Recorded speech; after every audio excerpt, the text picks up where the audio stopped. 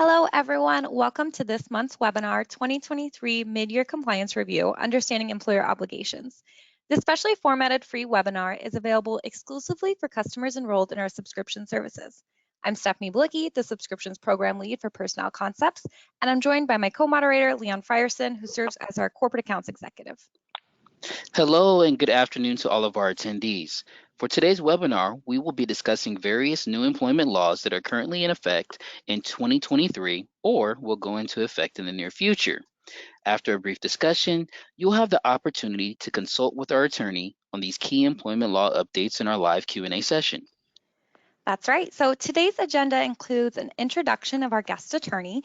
At that time, he'll discuss key mid-year employment law updates like pregnancy accommodations and protections for nursing mothers, sexual orientation and gender identity protections, OSHA enforcement, wage and hour changes, tipped workers, Form I-9 verification, NLRA collective bargaining, and paid family and medical leave.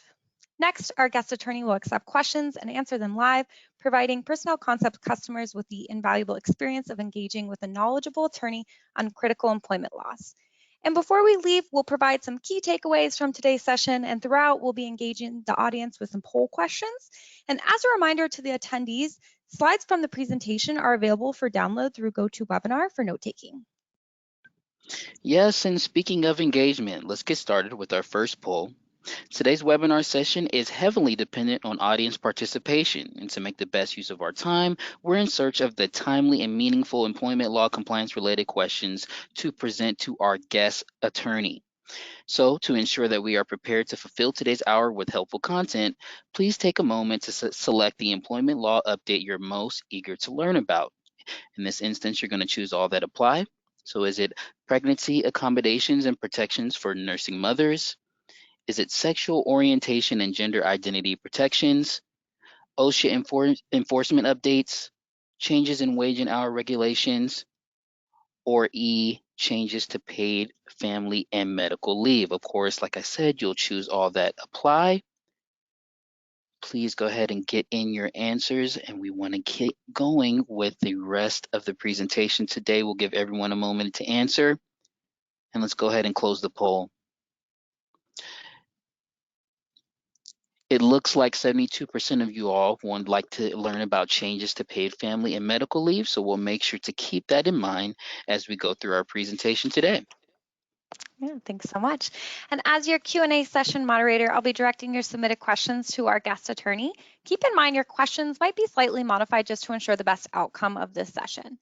The purpose of this webinar is to provide accurate and authoritative information on the subject matters being discussed. It does not constitute legal advice. The applicability of the tips and laws discussed today may depend on your state, type of business, and number of employees. We recommend working directly with legal counsel and your human resources professionals on specific matters pertaining to your business.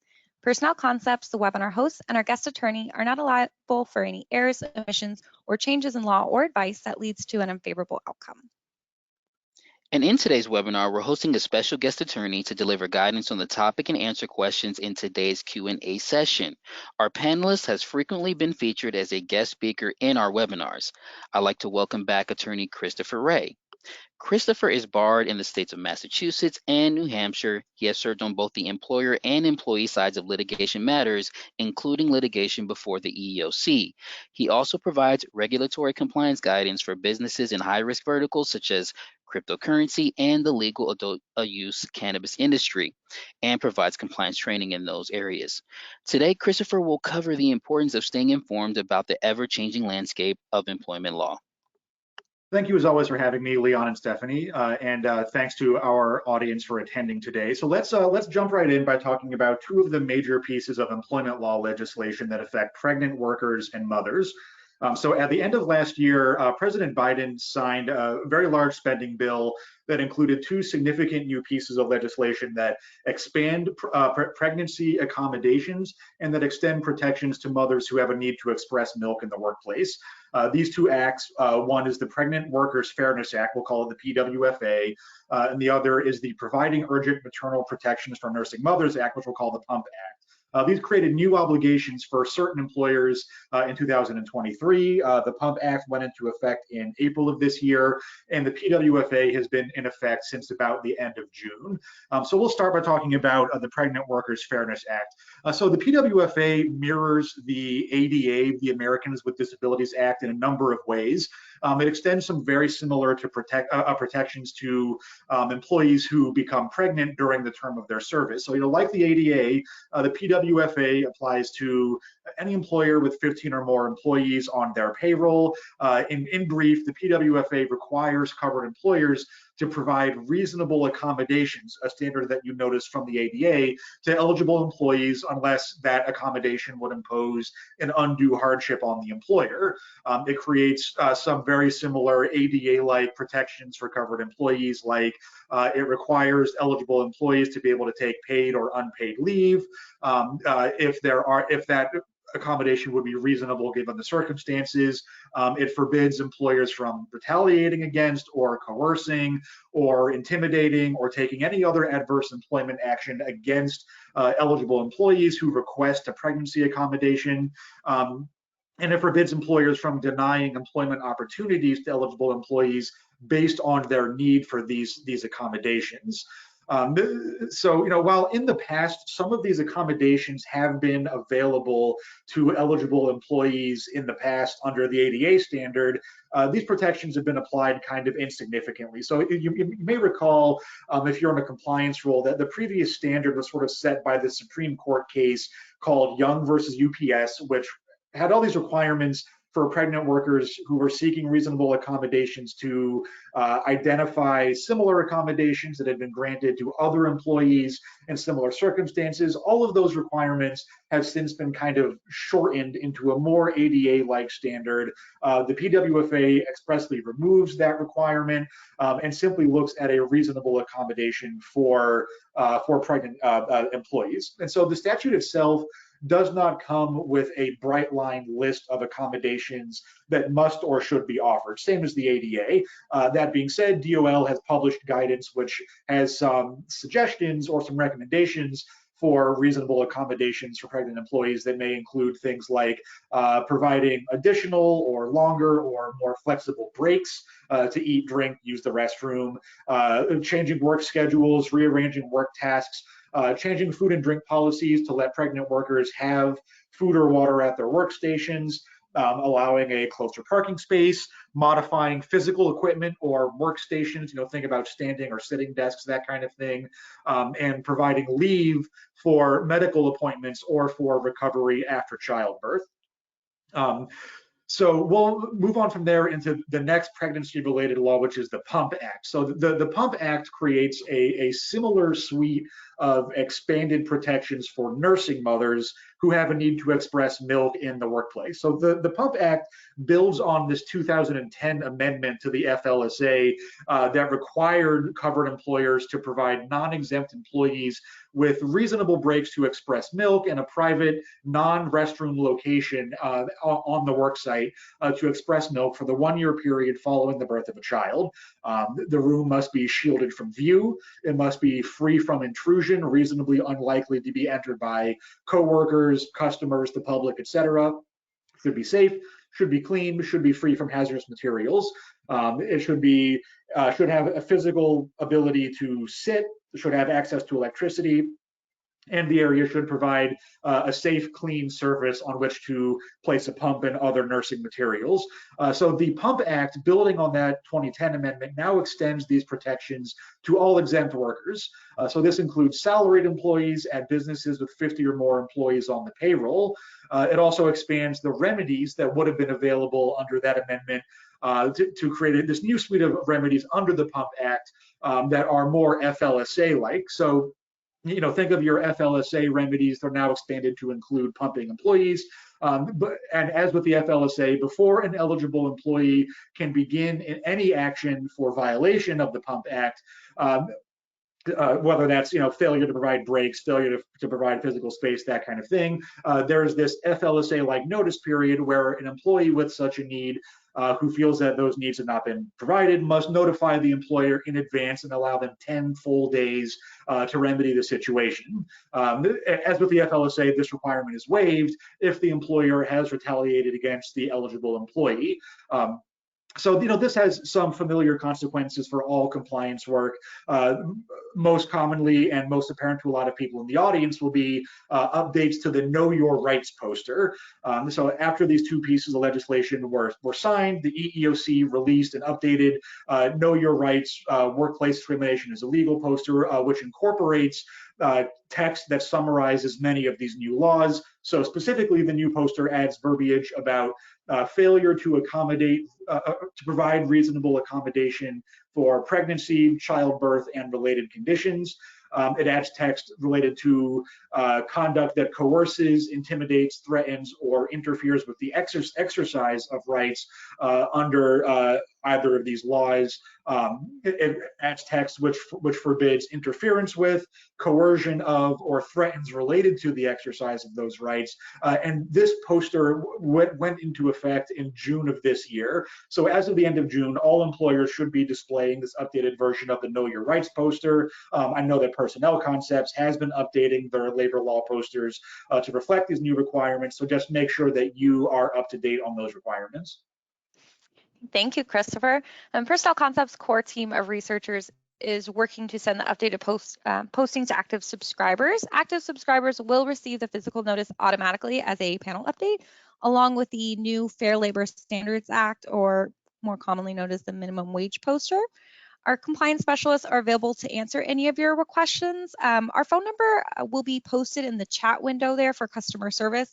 And once again, presentation slides for this webinar are available as a downloadable attachment in GoToWebinar. We will also email the video of the live webinar to all attendees afterwards. But with that, let's move on to our next topic. Christopher, what can you tell us about recent sexual orientation and gender identity protections? Sure. So the general federal rule that an employer cannot discriminate in hiring, firing, or other employment actions on the basis or of sexual orientation or gender identity continues to hold. So this rule was set out in a Supreme Court case back in 2020 called Bostock v. Clayton County, and that federal law standard has not substantially changed since then. That being said, many states have advanced new laws that are designed to limit LGBTQ plus rights in other ways. It is likely that challenges to the Bostock decision will be on the Supreme Court's docket in coming years, so just keep your eyes open for that. Now, the Bostock decision did not cover many related questions about specifics like, what if my workplace has sex-separated bathrooms or changing areas? What about locker rooms? What about dress codes? So again, many states, Massachusetts, New Jersey, New York, for example, have already created new statutory law that is expressly designed to fill in these gaps. So, for example, some of these laws expressly hold as to dress codes that if your workplace does impose a dress code for men and for women, an employee's substantial compliance with either gender's dress code renders it not relevant what the biological sex of that person is, meaning that people are in those states are free to comply with either sex's version of a dress code so long as they're complying with at least one of them. Again, this is very state law specific. It is very new. So as always, the best place to start is with your qualified local counsel. Now, all employers are subject to the holdings of the Bostock decision to the same extent that they would be covered by Title VII of the Civil Rights Act. That Title VII standard is what the Bostock standard comes from. So, this does include state governments, but it does not include the usual exceptions from Title VII. So that could include churches or other kinds of nonprofits who might otherwise be exempt from Title VII. And thank you for breaking down the latest legal updates surrounding the LGBTQ plus rights, Christopher, and the discrimination that is associated with that. Next, could you cover OSHA's latest enforcement priorities and other updates regarding workplace safety? Sure. So OSHA, as it usually does about every year, it revealed at the 2023 American Bar Association conference what its enforcement priorities were going to be for the coming year. So when we're talking about enforcement priorities, we're not necessarily talking about substantive changes to rules or laws. We're talking about the kinds of things that OSHA is going to be focusing its attention on. So one of these, the first of these new enforcement priorities that they announced is an expanded severe violator program. So this refers to employers that repeatedly expose workers to recognized hazards or that have suffered fines or other penalties in the past. So that if you are an employer who has been the subject of prior OSHA investigations or prior adverse OSHA findings, just be mindful that it is likely that you are closer to the top of their enforcement and audit priorities for the coming year. This dovetails with a more aggressive instance by instance citation plan. What OSHA explained when setting forth the language related to this priority is that where in the past they may have issued citations on what's called an instance by instance basis. They're now looking at these quote unquote high gravity serious violations, things like lockout and tagout violations, falls, trenching, record keeping problems, where they're going to enhance the penalties that they might enforce against these more serious violations, both in light of the severity of the violation and the frequency of the violation. They've also discussed that there are going to be these broader powers to go after violators where there may be a single instance of a violation, but that instance involves multiple kind of simultaneous violations, meaning where in the past, if you had a single injury that arose from multiple violations of OSHA rules, they might have issued a single unified citation for the injury. OSHA is now saying that it has the power, will be using the power to issue multiple citations from a single instance if that instance arose from multiple violations of OSHA laws. One of their other main priorities, it relates to employee exposure to environmental hazards. The main target of this is heat stroke and other heat-related illnesses. So, if you're an employer in areas like construction, agriculture, landscaping, manufacturing, warehousing, et cetera, you might want to take a closer look at your existing policies because OSHA has said that it's that high heat or high pressure environments that workers are exposed to where they're going to be doing more detailed and more frequent audits. So you're going to want to think about things like providing more frequent water breaks, providing shaded or cooled areas, making sure your HVAC systems are in order, allowing workers to acclimate to hot environments before requiring heavy physical exertion and that kind of thing, because that's going to be a significant new priority for them and likely going forward. And as always, if you are in a state like California or Washington State, just be mindful that these states have already rolled out their own occupational heat standards that go well beyond OSHA's recommendations. So as always, qualified local counsel is the best place to start for that kind of thing. And finally, they've announced a new national MPHIS program to prevent falls. OSHA perceives that fall hazards and falling risks are sort of a easily remediated high source of injuries in terms of their frequency and severity. So they've established this whole new program that provides guidance for locating and inspecting fall hazards and recommending kinds of equipment like barriers, coverings, fall protections, railings and rail guards, and fall restraint systems. And they've advised employers to make sure that these systems are in place where they're needed, that they're in good working order, and that employees are actually using them and know how to use them. And just be mindful that to support its new enforcement priorities, OSHA is going to be increasing its inspections throughout the US just on a rate basis. OSHA has already added about 200 new compliance officers as of last year, and it's very likely they're going to be appropriating several more new offices and inspectors over the course of this year. So the current total of about 900 is likely to increase to well over 1,000 this year to handle these increased inspection priorities. Great. Thank you for that information on OSHA's 2023 priorities. With that, we'd like to open up another poll question. Leon? Yes, let's delve deeper into the wage and hour updates. And before we do that, we'd like to gauge your interest in specific areas. So please select the wage and hour topic you're most interested in learning about. In this instance, you'll just choose one selection, please. So if it's prevailing wage regulations, please select that. or if it's overtime eligibility or highly compensated employees, please let us know. Our other topics here are salary threshold for overtime exemptions, application of FLSA to remote workers, and FMLA for remote workers. So please select the wage and hour topic, as we said, that you're most interested in learning about. Give you all just a few moments here, and we'll go ahead and close the poll. Thank you all for your insight. It looks like salary threshold for overtime exemptions and prevailing wage regulations were the two top topics that you guys like to understand about in wage and hours. So we'll go ahead and provide that information the best we can. Thank you. Yeah, thanks so much. Next, Christopher, can you give us an update on recent wage and hour regulations? Sure. So as I'm sure most of you know, there are some federal wage and hour regulations that by design change every year. This information is very numbers heavy, so just be mindful that all of these materials are available for download, and as always, refer to the materials that we supply because there's a lot of very specific information in these slides. But first, so the federal prevailing wage for certain professions changes every year. It changes based on statistics published by the Department of Labor. So the prevailing wage standards should always be reviewed on an annual basis by any employers, especially those who engage in significant government contracting or GSA work, because those are contracts that often require the payment of prevailing wages. Just be mindful that these statistics get updated regularly.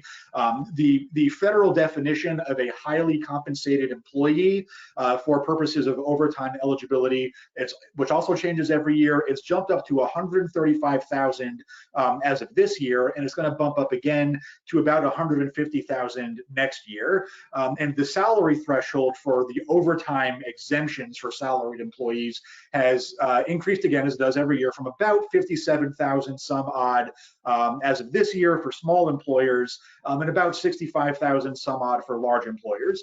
Small and large meaning 50 or less or more than 50. As always, these numbers are going to continue to increase year over year.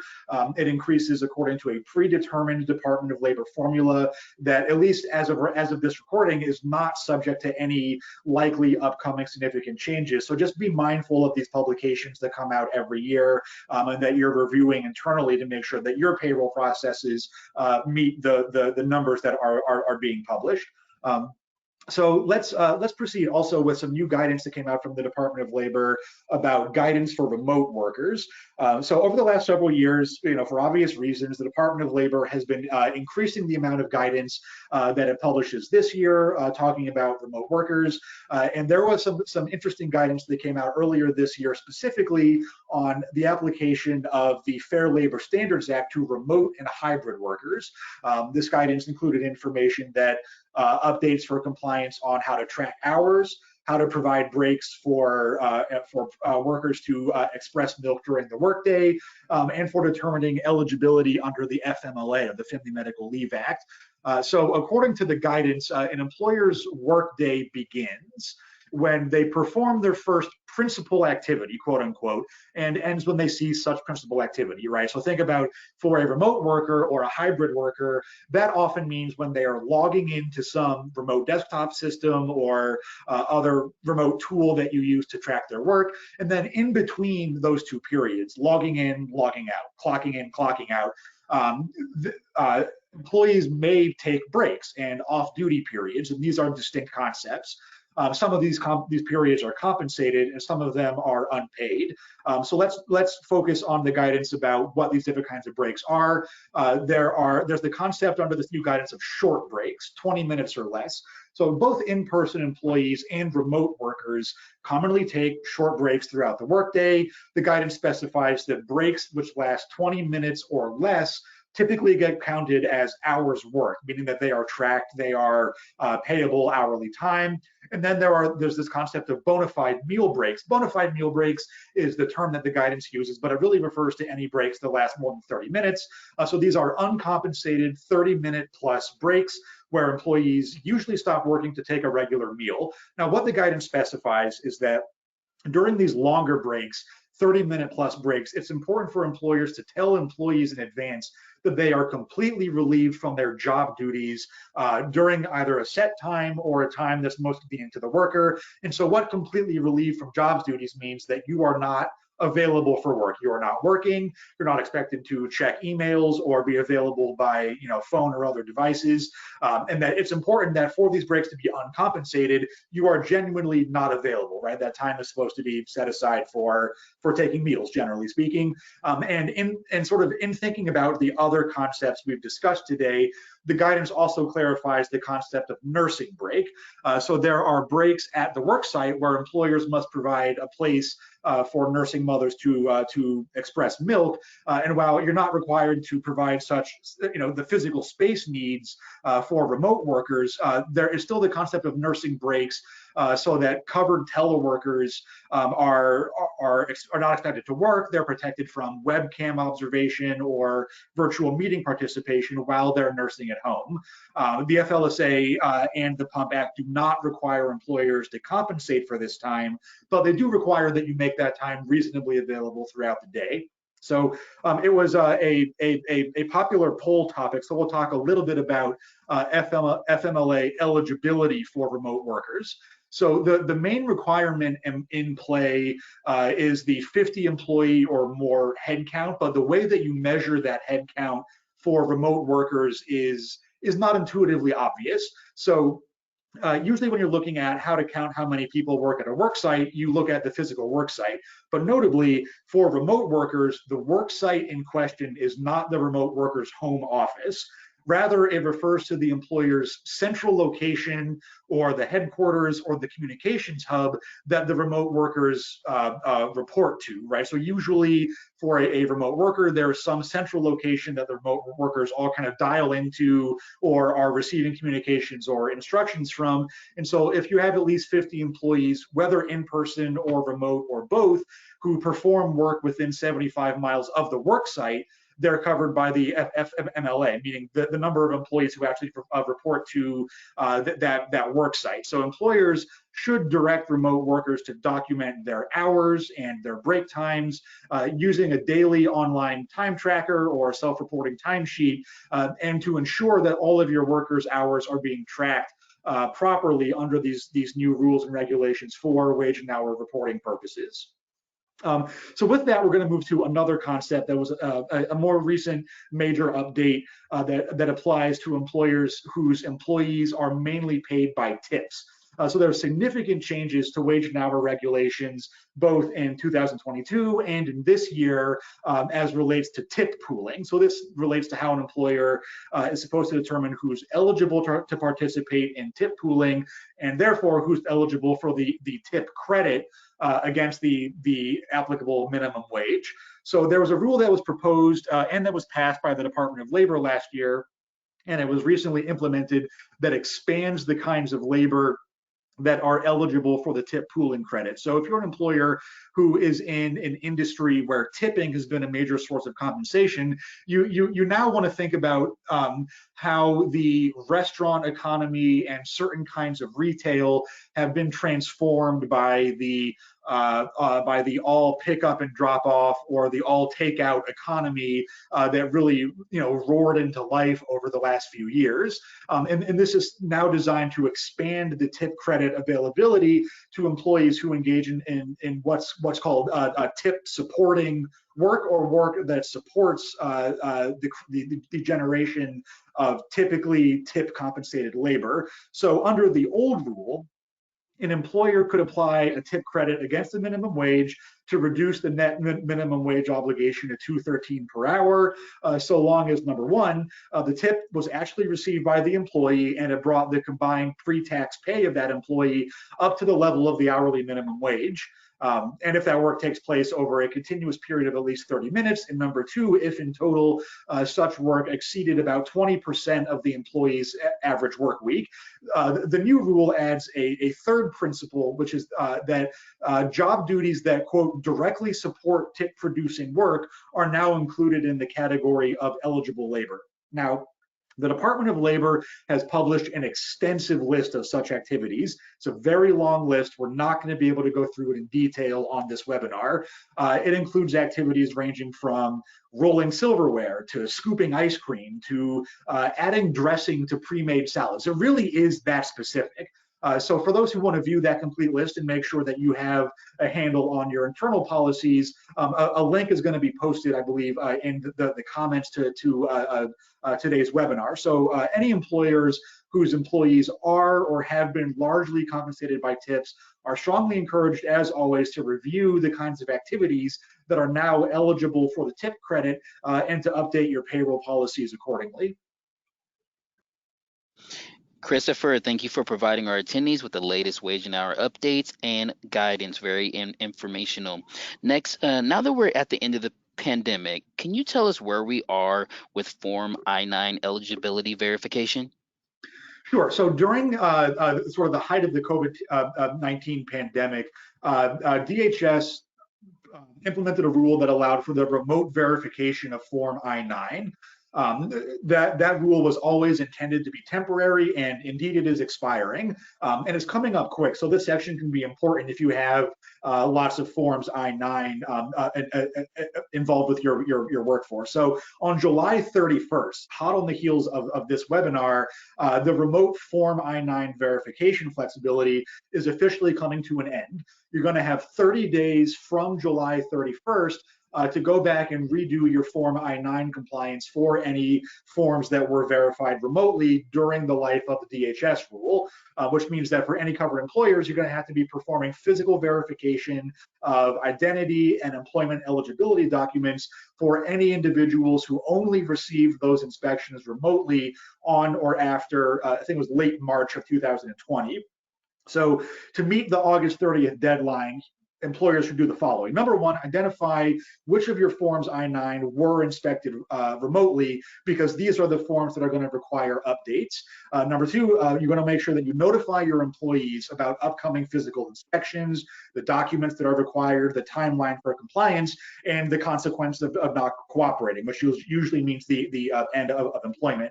And then, do the actual planning. Plan a physical location, and either get somebody that can physically attend or use an authorized representative, which can be any person that you appoint as the employer, over 18, under a contractual obligation to the employer, to complete and sign Form I-9 on your behalf. As always, you're still liable for any violations in connection with the verification process. So just make sure that if you use a third-party rep, that rep is trained in all of the proper rules here. And then you actually perform the in-person inspections and you physically update your Forms I-9. If you have any what are called List B documents, make sure that you update any expired List B documents.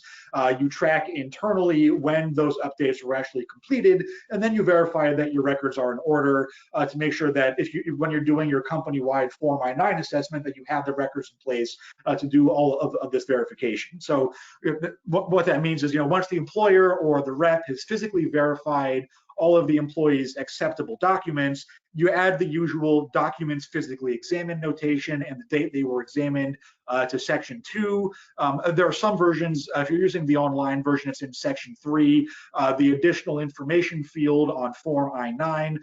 If the same person performing the physical inspections did not also provide the remote inspections during the remote period, then you provide that person's full name and their title and the date of the in-person inspection to those same sections. And if you're using that online version, just make sure that you've got qualified counsel, because the online version and the physical versions can vary a little bit. So just be mindful of that. And so in furtherance of that, just make a note that USCIS has already announced that they're going to be publishing a revised version of Form I-9 on August 1st. So again, just a few days after today's webinar. So as long as you've got that updated Form I-9, which is coming out again August 1st, your submission deadline for that version is going to be November 1st of this year. So again, it's coming up quick. Just make sure that you've got all of that in place. And also just be mindful that along with Form I-9, DHS has adopted the final rule, which does allow for remote alternatives to examine Form I-9 documentation if you participate in the E-Verify system and are in good standing under the E-Verify system. Thank you for those helpful tips regarding employers returning to verifying Form I-9 in person, Christopher.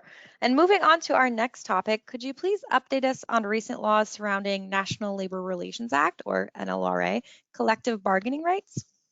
Sure. So the NLRB's most significant rulemaking over the last year has been the creation of an outright prohibition on what are called captive audience meetings. So this refers to meetings an employer might hold whose attendance is mandatory, in which the principal purpose of that meeting is for an employer to advocate against unionization, or to campaign against the certification of a class for purposes of holding a union election, right?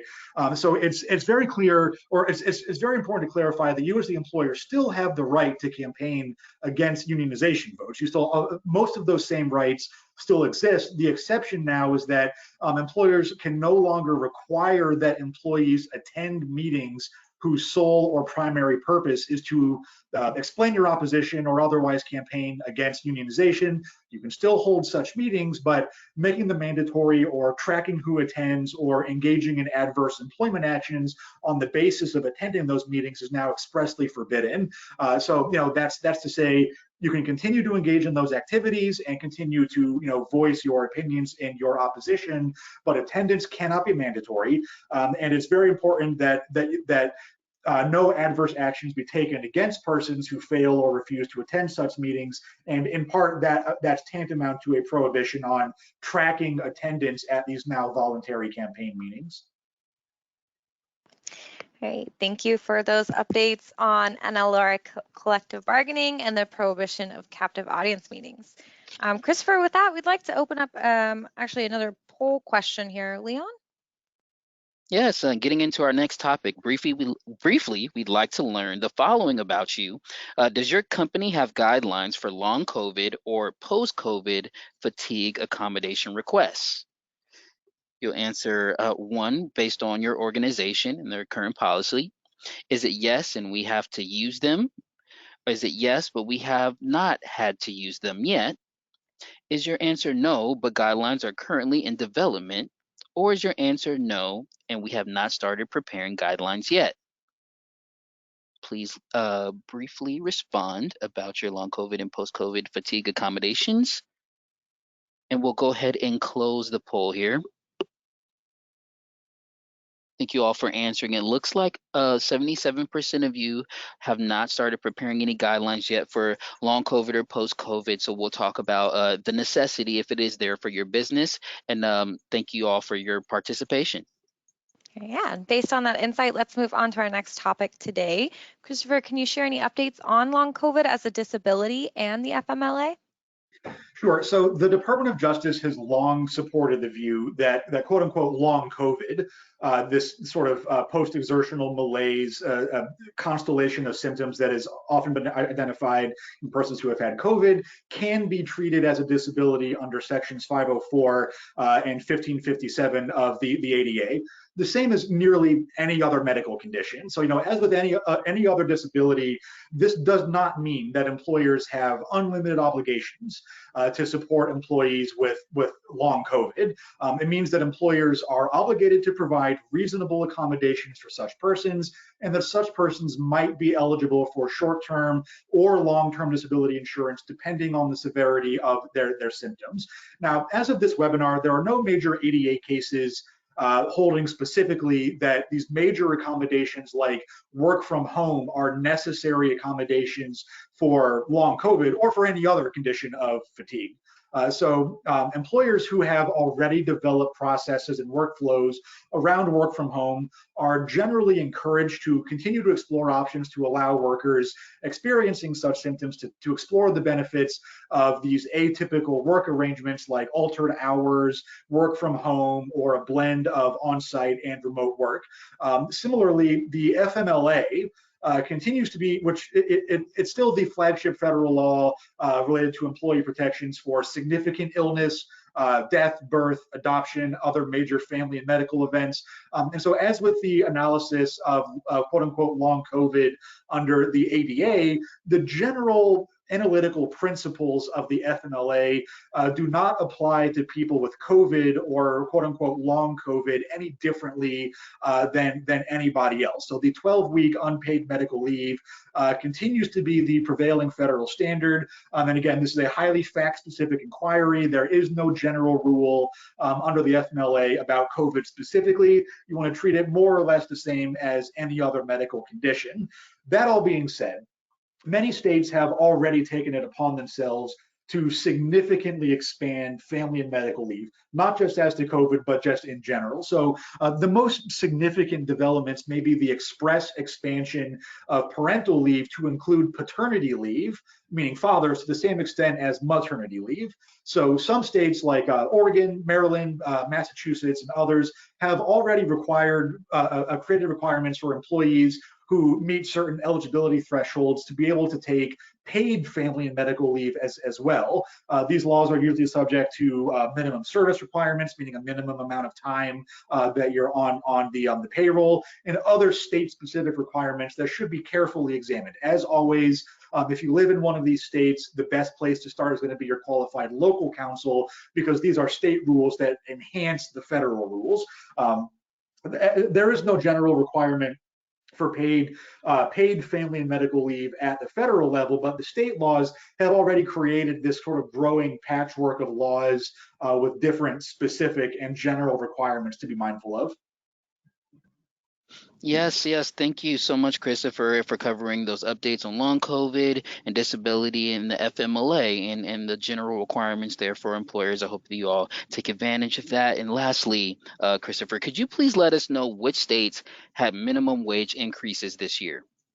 Sure, and we're going to put some info up on the slides for this one as well. So, as you know, this is also a very sort of numbers-heavy situation. We're not going to be able to walk through all 50 states and every territory's minimum wage increases, but just in brief, 30 states plus DC, plus Puerto Rico have had minimum wage increases that have gone into effect in 2023. Most of these increases go into effect just January 1, beginning of the year. Some others have taken place sort of sporadically throughout the year, some at the beginning of this month. So the states that have minimum wage increases either in or since July are listed on the screen right now. Personnel Concepts is also providing their updated minimum wage map as an attachment that I think you are going to be able to download through the GoToWebinar as well. Yes, and thank you for covering those minimum wage changes, Christopher. The time has arrived for us to connect our audience with our expert here. Stephanie, will you kick us off with some important info on how we can participate in today's Q&A session? Thank you, Leon. So to participate in today's Q&A session, I just want to encourage everyone in attendance to submit questions using that question feature in GoToWebinar. We'll do our best to get through the most relevant audience questions throughout today's Q&A session, but all of those unanswered questions will be submitted to Christopher for responses and sent to you via email. So keep them coming up to the very end. They still will be answered. So with that, we'll put the questions on the board here so we can reference them. And we'll go ahead and take a look at our first question. So Christopher, is there a limit on how long an employer must provide nursing accommodations? My employer said it was only up to a year, but I nursed for 2 years. So that's a great question, and so I'll try not to overcomplicate it, but as a general principle, right now the federal statute says a 1-year accommodation period. So that's 1 year from childbirth that the employer is obligated to provide the nursing station requirements that we talked about and breaks during the workday for employees who have the need to express milk during the workday. That being said, be mindful of the fact that when we were talking about the Pump Act, we did mention that the Pump Act sort of imports a standard from earlier rulemaking under the FLSA. So there are no cases on point as of right now that specifically recite this. This is speculation on my part, but it is very likely we're going to see cases that will continue to extend a sort of ADA-like reasonable accommodation standard for employees who have a need to express milk during the workday outside of that 1-year period. And you may see some hybrid and analytical framework where there's an ADA analysis after year 1 and a Pump Act analysis for that first year. That's speculation. Again, from the cases that we're monitoring, so far there have been no significant adjustments to the baseline rule, which is 1 calendar year after giving birth. Great. Thank you for answering that for us, Christopher. We'll just keep going so we can get through as many audience questions as possible. The next question on the board here. Do I have to tell the employer I am pregnant if I do not need an accommodation? By law, is there a time limit for notice before I go into labor and need to leave? Sure. So the usual best practice for any disability accommodation is to give your employer notice in advance that you need such an accommodation. There are many reasons for this, most obviously being it enables your employer to accommodate your needs if they know about your needs, right? But also there can be limits to your remedies. If you feel that you've not received a reasonable accommodation, there can be limits to the remedies that you could receive if you do not notify your employer in advance. That being said, obviously there are certain physical features of pregnancy that become readily apparent during gestation, but the best practice is going to continue to be to notify your employer in advance, especially if you feel like you have specific needs that are related to your pregnancy.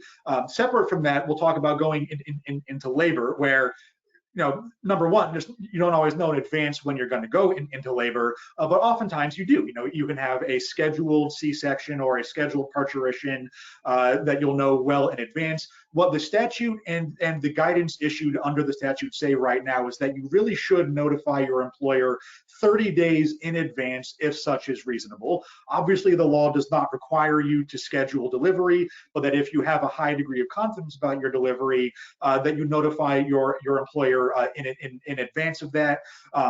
That being said, there is still a reasonableness standard which attaches to that. So if you know well in advance, 60 days, 90 days out, that you have some big work trip or big presentation or major project deadline that falls within 30 days of your expected delivery, that the best practice is going to be to continue to give your employer notice as far in advance as is reasonable for you to do. All right, thank you for that guidance, Christopher. All right, the next question on the board here, we'll put up, does the PWFA cover employees who are planning to become pregnant or those undergoing fertility treatments? Great. So as of right now, there's no specific requirement to prospectively look forward for the needs of an employee who is planning to become pregnant or is undergoing fertility treatments under the PWFA. But it's very important to remember that the ADA continues to apply in a variety of these contexts. And so it is possible that if you have an employee who has a medical condition or seeking specific medical treatments like fertility treatments in order to become pregnant, there may be an argument to be made that there are reasonable accommodations that you can extend to that person, right? And you can think of those accommodations along the lines of the not required but recommended guidance under the PWFA, things like modified work schedules or allowing for breaks for doctor's visits during the day. As always, the guidance to employees is going to be that this need is likely not going to exist if you do not make your employer aware in advance that you have these needs, right? As always, the law is not going to be punitive against employers who don't guess that you have these needs or that you're pursuing these kinds of treatments or that you have conditions that are not readily apparent from the employer's perspective. All right, thanks for answering that, Christopher. We'll go to the next question here on the board. Can you clarify what it means to verify I-9 documents, quote, physically? Does that mean the I-9 document cannot be completed electronically by employee and employer?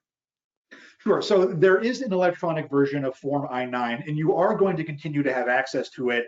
There are some requirements about participating in the E-Verify program that go along with that. But when I talk about verifying documents physically, I do not mean verifying the Form I-9 itself. What I refer to are the standard suite of documents that you use to verify identities and work eligibility, right? So that might mean things like your government-issued photo ID, driver's license, TIN cards, visa documents, that kind of thing. So you can think about it as sort of a return to normal from DHS's perspective, because what DHS has said expressly is that we're not making any substantive changes other than that we are ending or sunsetting the temporary COVID remote verification rules. So there used to be this rule, I mean, I guess there still is for like 4 more days, where you could verify someone's, say, driver's license by, holding it up to a webcam and having somebody verify it remotely. It's the verification of those documents that is simply returning to normal.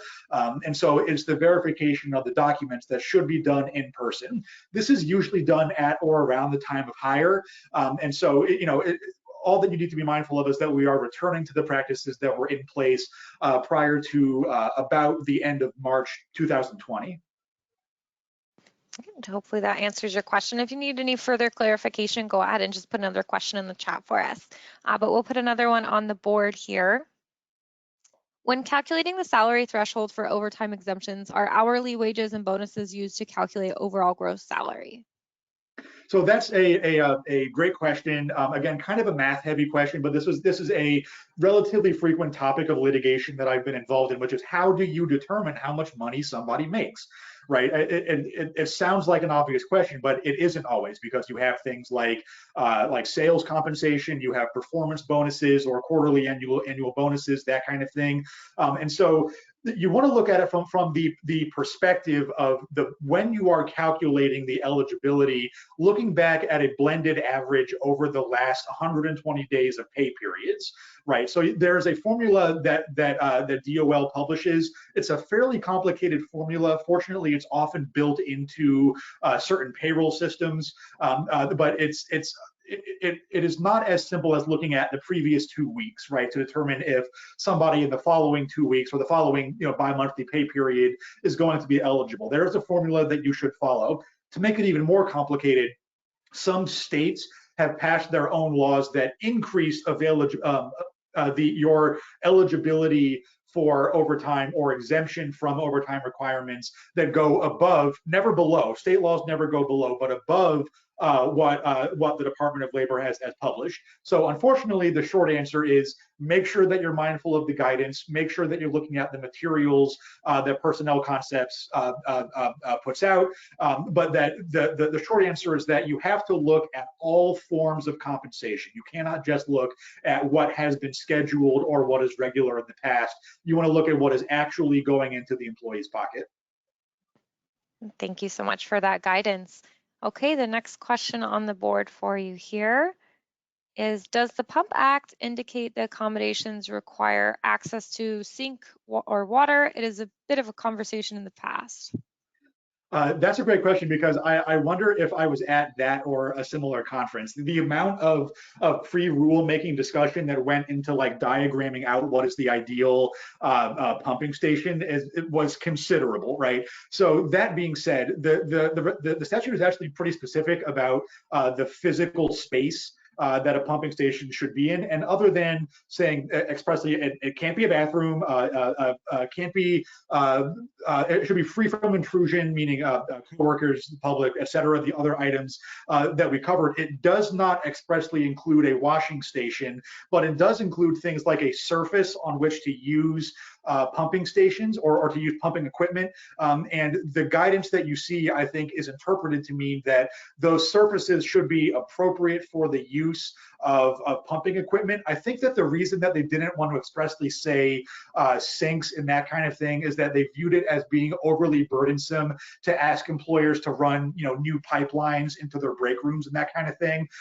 So as of right now, the short answer is no. That being said, there are going to be cases that arise under the Pump Act, and so I think that it is likely that over the next few years, you're going to see litigation which says that employers who already have, access to water in the rooms that they have designated as pumping stations are going to have to make them available as sinks and faucets. Again, speculation, that's coming down the pike, but that's a great question, because again, I wonder if I was at that same conference where that was being discussed. Small world, huh? All right, thanks, Chris. So the next question on the board here will be, can we make it mandatory for cleaners to wear masks and gloves to prevent and protect from spread of COVID? That's a great question because there is currently a conflict between some rules on that point. So the general rule is that if you're an at-will employer, take this with a grain of salt, but you can generally make your employees wear more or less whatever you think is appropriate, with some obvious exceptions. You can't make people wear religious headgear and that kind of thing. But I mean, in terms of what you deem appropriate for the workplace is often yours to determine. That being said, OSHA publishes recommendations that, in my view, are tantamount to requirements. Things like hard hats, respirators in asbestos environments, that kind of thing. As of right now, OSHA has not said that there are masks and gloves as requirements for COVID, for environments where COVID is a particular risk. You may recall during the pandemic that there were rules that were very specific to things like meat packing plants and other environments where you were exposed to the food supply, right? Where there were rules about masks and gloves. Those rules did not last very long, and to this day, OSHA has not said one way or the other about requiring COVID protection in certain circumstances. That being said, OSHA also says that if you deem that this is necessary for your safety and the public safety, you generally can't do it. That being said, as always, state governments have taken it upon themselves to overcomplicate the question, in my view. There are some states that have passed these, I think, very strange prohibitions on requiring face masks in the workplace. Places like Texas and Florida have passed laws that, or are working to pass laws that expressly forbid the use of COVID safety gear. So as always, be mindful with your local council. That all being said, when a conflict arises between state safety rules and OSHA safety standards, usually the federal government can successfully argue that it occupies the field on these rules. And so, short answer is always talk to your local council, but unless you have a state law saying to the contrary, you generally do have the freedom to require that your workers adopt COVID protections. As always, there's going to be one very specific exception. There are these rules in place for hospitals and any other medical environment that receives funding from Medicare and Medicaid, which is most of them. Medicare and Medicaid do continue to require that such facilities take quote unquote reasonable COVID precautions, the same as any other respiratory virus. So if you're an employer in that environment, just be mindful of the prevailing best practices for preventing the spread of any respiratory virus. All right, thanks, Chris. I think we have time for one more question to be answered live. Again, continues to submit questions until the end because they will be emailed in the coming days. But regarding the I-9 information we discussed, is the review of all remote documents obsolete if you use E-Verify? Can you continue to use E-Verify for future I-9s, or should those be reviewed in person? A good question. So, the reason that there was the specific carve out for the in-person inspections is because a DHS and USCIS really want to encourage the use of the E-Verify system. And one of the ways that they've done so is, obsolete is a strong word for it, right? I don't want anybody to walk away from this talk with the surmise that other document verification procedures no longer apply, because they do. It's just that the E-Verify system now opens up this pathway for you to continue to do remote verifications of documents. But again, it is very important to be mindful that that document is subject to ongoing good compliance with E-Verify, and that you're following the E-Verify rules, because if you get penalties or are denied access or revoked access from the E-Verify system, they're going to have the power to look back over your previous inspections and find that, oh, if you've been out of compliance with E-Verify since January, then your remote inspections since January were also all out of compliance. And you can see how this kind of starts a rolling stone of penalties that look back at the E-Verify system. So again, the purpose is to encourage E-Verify compliance, but doing that compliance remains important. So again, obsolete is a strong word, but doing your continued compliance with E-Verify is increasingly becoming the best standard, and it does continue to allow you to do those remote document inspections. All right, thanks so much, Chris. So unfortunately, we have run out of time, but all the unanswered questions will be forwarded to Christopher via email, and his responses will be sent to all attendees and registrants in the coming days. So thanks to everyone who submitted those questions, and thanks again, Christopher, for taking the time to answer them. Can you just leave us with some key takeaways from today on mid-year employment law updates across the board? Sure. So, as always, thanks to you and Leon for hosting me, and thanks to our audience for being in attendance today for those great questions. Apologies for the questions we didn't get to. Just make sure that the personnel concept staff have your questions, because I will be answering them by email after today's talk is over. So anyway, into our main takeaways. Number one, almost 3/4 of working women are going to become pregnant at some point that they are on payrolls. So you should make sure that if you're a covered employer, that you are prepared to provide the reasonable accommodations to pregnant workers, breaks to express milk, and the suitable expression locations that we've talked about so far. Number two, just be mindful that the Title VII gender discrimination requirements, their expansion to gender identity and sexual orientation continues to apply, even if you're seeing things about state laws in conflict with that has not yet been adjudicated by the Supreme Court. So just be mindful of that. Number three, if you are in a vertical where your employees are largely compensated by tips, now is the time to sit down and review your compensation policies, because you may be able to expand that tip credit and pay out of tips a significantly larger number of your employees. And again, it's a very large list, so just make sure that you're mindful of the guidance that we are circulating. Number four, and again, in reference to one of the audience members' questions, just be mindful that these changes to remote I-9 verification, those changes are coming up quick. We've got a new form August 1st, and we've got a new completion date of November. So just be very mindful that you are complying with those new rules. And finally, just be mindful of what we discussed about long COVID. There's the COVID turned the world inside out, but for our purposes, COVID is no different from any other disability accommodation request, in the sense that the same analysis under FMLA and ADA will apply. So just make sure that you have the same options available for accommodation and disability insurance, depending on the severity of your worker's symptoms. All right, thank you so much for reviewing that for us today. And so before we end today's session, just a reminder that all attendees will receive a follow-up email with a certificate as proof of attendance for today's webinar, along with a video recording of the webinar. And we enjoy hosting webinars for our valued customers, and as such, would really appreciate your feedback. Just stick around for a couple minutes as a brief survey will open for you to rate what you saw and heard today. Yes, this concludes today's webinar. Thank you for attending our presentation. We hope you enjoyed and benefited from today's 2023 Mid-Year Compliance Review, Understanding Employer Obligations webinar session. Thanks again to Christopher for participating as our expert attorney panelist. We look forward to continuing to work with you on future presentations, Christopher. If you enjoyed today's webinar, we invite you to view past webinars on demand at the link provided on the screen. To all of our attendees, thank you for choosing Personnel Concepts as your provider of workplace compliance solutions, and have a good afternoon, everyone.